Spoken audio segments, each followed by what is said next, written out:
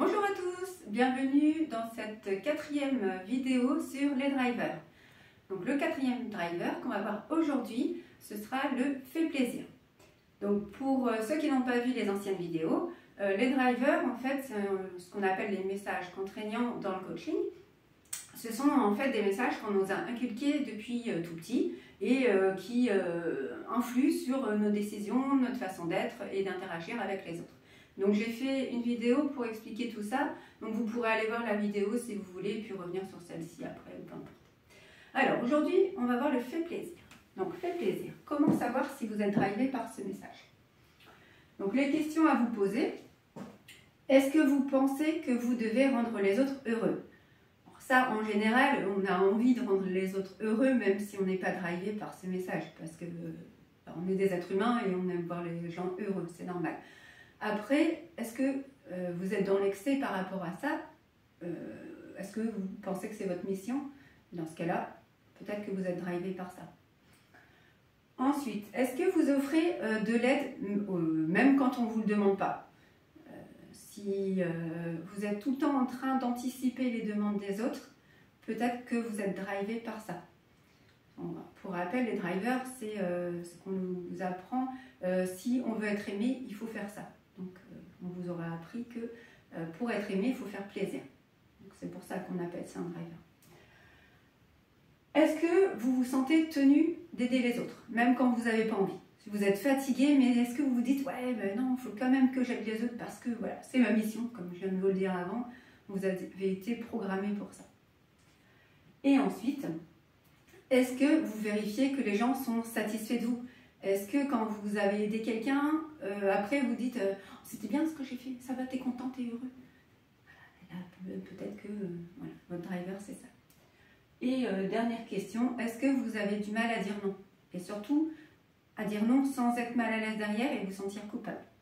Parce que là, ça fait partie aussi des questions à se poser pour savoir si vous êtes drivé par le soi parfait.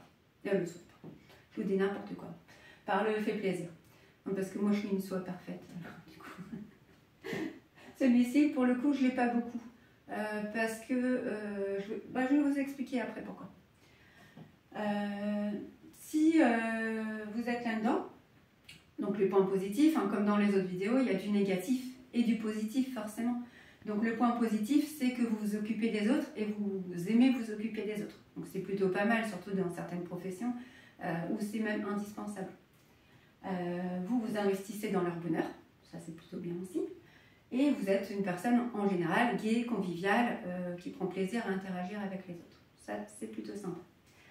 Le côté moins sympa, c'est que vous ne savez pas vous positionner. Donc, vous n'êtes pas un leader.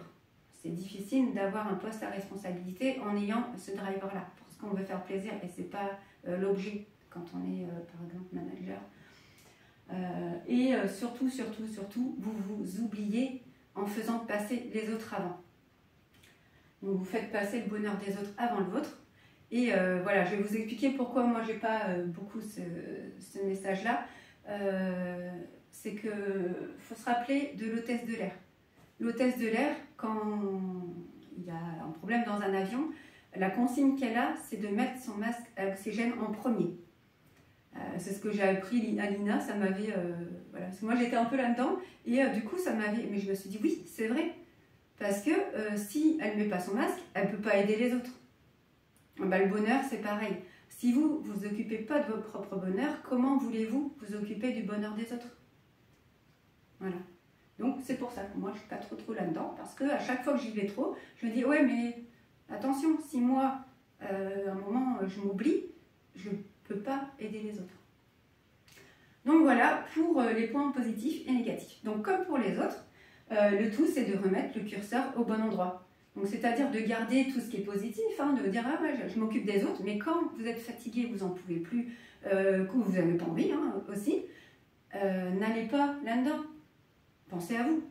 Faites-vous un break, bah, dites non. Alors, des fois, c'est difficile de dire non, mais commencez à dire non pour des petites choses. Et puis, bah, vous allez culpabiliser, bah, c'est normal au début. Et puis, au fur et à mesure, vous allez vous dire « Ah, pensez à l'hôtesse de l'air ». Dites-vous que si vous accordez du temps de repos pour vous, bah, vous pourrez mieux aider les autres ensuite. Voilà, c'est tout ce que j'avais à vous dire pour ce message contraignant. On se retrouve pour le dernier dans la prochaine vidéo. Et voilà, et je vous dis à bientôt.